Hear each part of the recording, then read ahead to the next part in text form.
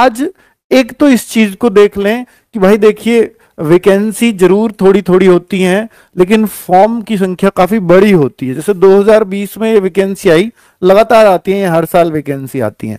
2020 में जब ये वैकेंसी आई तो 45,34,000 फॉर्म थे, और 2021 में जब ये वैकेंसी आई, अप्रोक्स तो गलत लिखा है, एग्जैक्ट संख्या ही मैं आपको दे रहा हूं, 2021 में जब वैकेंसी आई तो ज्यादा वैकेंसीज थी, लेकिन फिर भी फॉर्म कम आए क्योंकि रुझान घटा। जब रुझान कैसे घटता है कि यार 45 लाख फॉर्म डलते, देखिए रुझान कभी भी किसी भी भर्ती का, आपने देखा होगा पुलिस की भर्तियों का बहुत रुझान है गांवों में, आपके आसपास के लोगों में। उसका कारण है क्योंकि वहां ज्यादा वैकेंसीज होती हैं और आसपास से, आपके आसपास से कोई ना कोई जरूर लगता है, और जब कोई आपके आसपास से लगता है तो रुझान उस भर्ती का बनता है। तो लगा 12,523 वैकेंसी, तो यूट्यूबर ने भी शोर मचाया 12,000 वैकेंसी इस बार। तो फिर बच्चों ने फिर से देखा 10वीं पास, भाई 54 लाख फॉर्म आ गए। ठीक है, फिर पिछली बार तो देखो कितना डिमोटिवेट हुए हैं बच्चे, मात्र 1558 वैकेंसी, इसी में ही हवलदार, इसी में एमटीएस, क्या नहाए क्या खाए क्या धोए, इस तरह की वैकेंसी निकली। 26 लाख फॉर्म आए, आधे से भी कम घट गए एकदम फॉर्म। तो बच्चों को दिख गया यार इनमें क्या आएगा। ठीक है, अब 2024 आई है, इसमें पिछली बार अगर मैं एक बार को छोड़ दूं इस वाली को, तो सबसे ज्यादा अच्छे फॉर्म है ये, और ऐसी भी अच्छी वैकेंसी है अब तक की। और ऐसा भी हो सकता है कि अभी आगे बढ़े, जैसे जीडी की भी बढ़ी है, और ये बढ़ती घटती, घटने का तो चांस नहीं रहता, बढ़ ही सकती है आगे, है ना। ये मैंने UR, EWS, OBC, SC, ST, ये वो कट ऑफ लगाई है, ये स्टेट वाइज है, हालांकि किस स्टेट की इतने पे गई, जिसको ये स्टेट मिला तो वो इतने पे मिला था, वो अलग अलग दिए, बहुत बड़ी कट ऑफ हो जाती जो मैं नहीं समझा पाता सारी बातों को। अब मैंने ये समझा दिया कि सबसे कम कट ऑफ गई थी तेलंगाना कर्नाटका। अब आप कहो सर मेरे को तेलंगाना सबसे ऊपर भरना चाहिए, नहीं, आप उसी क्रम में भरो जो आपको सबसे अच्छा जो लगता है।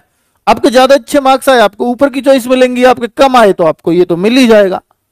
1,500 वैकेंसीज में भी कट ऑफ क्या गई है, तो आप देखो, ऐसा तो है नहीं कि आसमान छू गई, 140 ही चली गई, तो 125 थी तो 132 चली गई। हवलदार, सर हवलदार भी उतनी चली गई है, तो मात्र 360 वैकेंसीज पे, हो सकता है पेपर टफ रहा हो। तो सबसे ज्यादा अंतर होता है पेपर का, कि एग्जाम कैसा आया, टफ है आसान है।